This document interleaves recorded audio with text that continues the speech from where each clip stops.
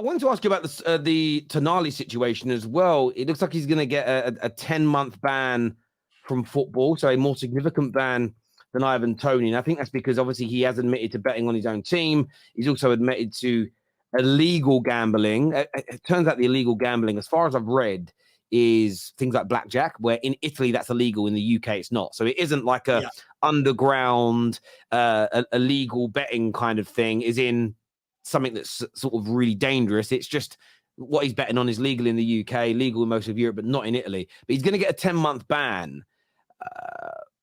Harsh, fair? What's your view on that? I mean, 10 months is a long time. I feel like there's definitely, I think the Tony one was too long. I think this one's too long. For me, I think that these people could be getting, 4, 5, maybe 6 months top with some support to help them with their gambling. I do think 10 months basically taking a whole year out of someone's career, I do feel is a lot.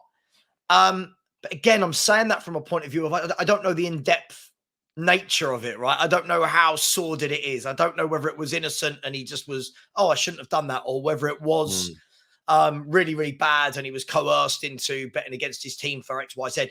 But it does seem like it's a big, it does seem like a big punishment for anyone, 10 months. But I don't know. At the same, I'm torn on this one, mate, because at the same time, footballers know the rules, right? They know the rules. You know, you can't be betting. If you're a footballer, I mean, what money does Tonali make a week? What do we reckon Tonali makes a week? I don't know. Are any Newcastle fans 70, 80, 90 grand? I don't know, 100 grand? Does he need to be gambling? Like, you know what I mean? Like, what's the backstory to it? Why is he doing it? Is it an illness? Is it that he is addicted? So tough one, but listen, if you're 160 grand a week, someone's saying he's on. Look, for me, I'd much rather see a 6 month, maybe a mandatory 6 month with a program attached to that to help support the addiction. But yeah, I understand some people view it a bit harsher, so it's a tough one. Yeah, look, I know some people have a very, very, very dim view on gambling. I personally don't, in the sense of I like a little bit of a flutter. I like going to a casino. I'm very fortunate and lucky that it's something that I have under control, and I never feel, I don't like losing the money. I always set it aside and I hit a limit and then I stop. It's the same as I like consuming alcohol every now and then. I don't have a problem with it, so therefore I don't look at it in a kind of demonic way, or it's not something that's against my culture or my religion. So I understand that everyone has a different view of certain vices, alcohol and drinking and whatever else it may be. Sorry, alcohol and the gambling. I feel though the fact that he's been doing it, and I get it, there's an addiction here, and I know that some people believe that things that you're addicted to shouldn't ever be punishable, and that's an argument. But under the rules of the game that he is engaging in, it's against the rules and legislations. The illegal gambling side of things has nothing to do with football. But that's the end of the day. He's broken laws, actual laws as well, that in Italy are taken very, very seriously. And you can't just be exempt from that because over here in the UK, we wouldn't take that. There's laws. Yeah. There's all laws around the world that don't exist in the UK. But if you're out of the UK and you break them, you're still going to get in trouble at the end of the day. And I think that the punishment probably befits the crime. It's who I feel sorry for. I feel sorry for the player in his addiction, and I hope he gets help, and I hope he gets support, and I hope that he doesn't, if he is truly, as has been stated, it is something he doesn't want to do, but he's addicted to it, then I hope he gets better. I really do. Yeah. I do feel really sorry for Newcastle though, because I feel as though Newcastle have been ripped off. Genuinely, I don't know if they'll ever discover this. I don't know whether this information will ever come to light, and I don't know why it would. AC Milan certainly wouldn't want it to. The agent certainly wouldn't want it to. The player probably can't afford for it to. But I have a feeling that Inter Milan, the agent of the player, knew about this well ahead of time. Yeah. Knew what was coming. Let's get out of here. got out of, and they got him out of AC Milan. They got AC Milan lots of money so they could reinvest, and they took him out the firing line. And what's really interesting for me is when the deal happened, everybody was shocked. Not because Newcastle are not growing and they were in the Champions League. Nobody expected this young midfielder who is a Milan fan to leave in this way, unless it was a colossal amount of money offered, and 70 million is a lot of money.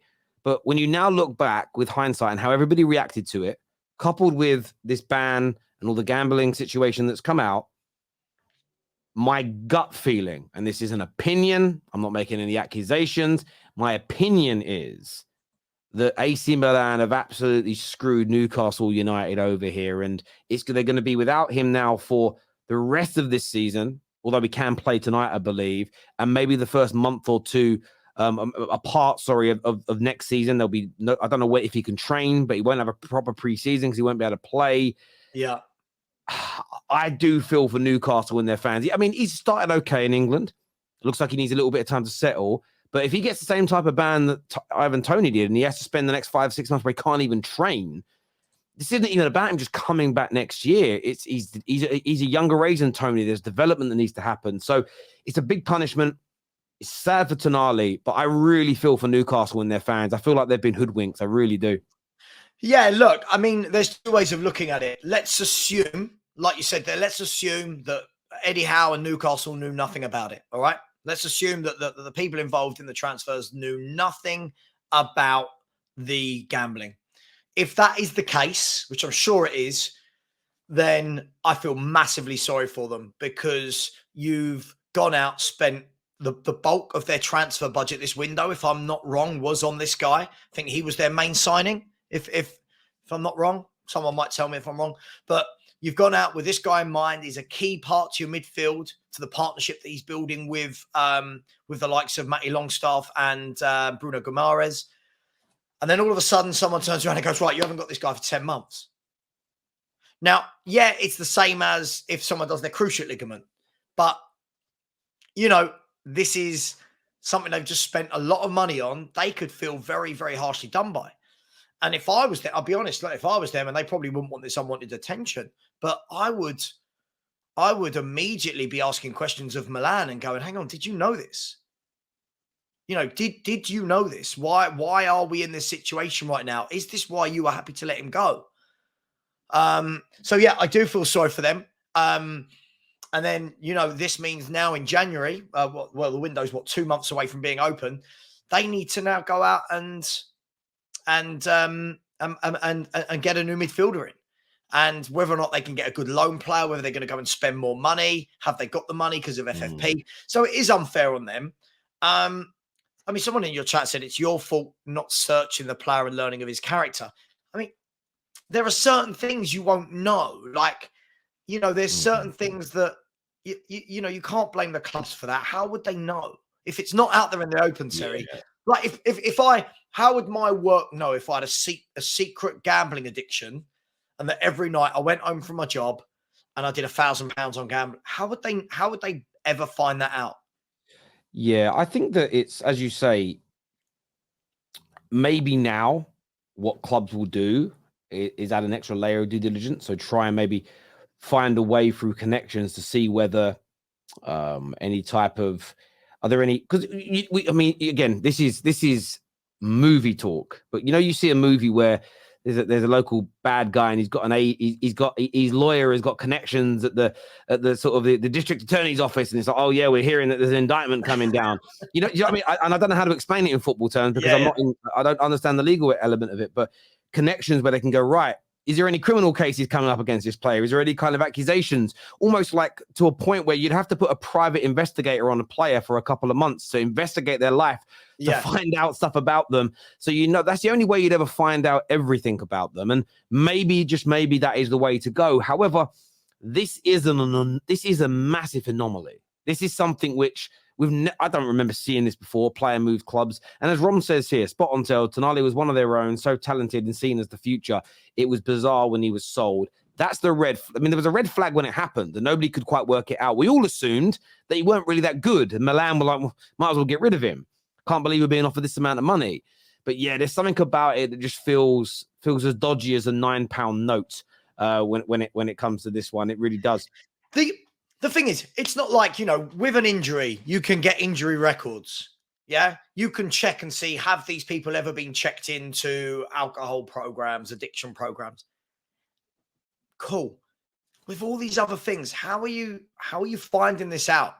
I think fans can be so harsh when we say things like, I don't blame Newcastle for this. I don't blame them at all. It's, if you are addicted to something, people hide it very well. How many people do you think go to work every day in their lives but are functioning alcoholics? And how many of their colleagues don't know? Well, this is yeah, right? yeah. People hide all sorts of things. And as Maradon here says, you have to do your due diligence on players, not just buy them because they're available. And yet you're right, there is due diligence. But then again, sometimes in life, it takes a scandal like this for new layers of due diligence to be done. And I used to do a lot of due diligence when I worked in the bank, when you onboarded people. Every now and then, and thankfully it's never happened to me, you'd follow the process, but then something would seep through and there would be fraud or there would be money laundering. And suddenly we'd all be sent on a course or a digital course, and it would come through and it'll all be explained. And then there was a new layer of due diligence that was added that you had to follow and go through. And you may have a plan and a process that's down. But the point is, if AC Milan and the agents have hoodwinked Newcastle, it means they've covered it up. Therefore, the due diligence may not pick things up. So it is a difficult one. I do feel sorry for them. I really, really do. And I get that maybe they missed something, but even then, I just feel sorry for them. I do. I really, really do, mate. Listen, at the end of the day, last thing I'll say on it, you've got to remember, with these things, as football fans, we can speculate. We'll be told what we need to be told. But as always, when the truth comes out, it'll probably be very different to what we all think we know. We all think we know everybody's personal life inside out. And there's more to stories than we're led to believe most of the time. So for me, I just, we'll see what happens. But I don't think it's this thing that we can bash Newcastle over the head with at the moment. Personally doubts that Milan knew. With how much stuff leaks nowadays, they either are masters at keeping things quiet or knew nothing. Do you know what I'd say to that, Jay? Now, this is again just through. What are the media like in Italy in terms of intruding into the personal lives of players? Because I know I remember listening to a ex-French player speak, and he said that in France, the media will criticize you for your footballing elements, but they won't do a hit piece on the food you buy from a supermarket or the car you drive or the house you own, which we do in England. Our media here are very intrusive into the lives of football players. What is that like in Italy? Is it something they seek?